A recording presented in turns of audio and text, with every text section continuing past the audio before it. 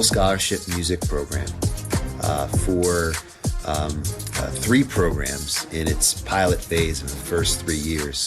What we did was we expanded it from a double bass program to adding a program for pianists called Soundboard, and a program for the multifaceted misfits of music that want to pioneer their own careers called Resonance. And those 3 programs go week after week after week over a 3-week structure.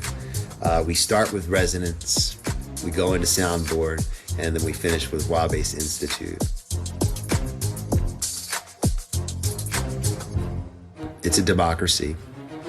And even with what we call faculty mentors, who are the teachers, so to speak, I guess if you would think about a teacher-student, and the fellowship scholars, who are the students, the reason we've changed those semantics is we're trying to bridge the gap between what is actually a teacher and student, and consider all of ourselves, the teachers and the students, curating the week together, all together.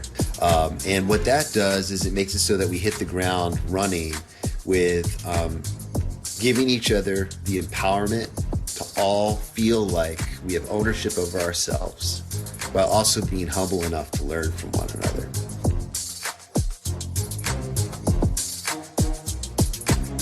First of all, if you're hearing that and you're thinking, oh, I can't, I don't have the means to support something like that in that way, you may know someone who does, or you may be able to just spread the word.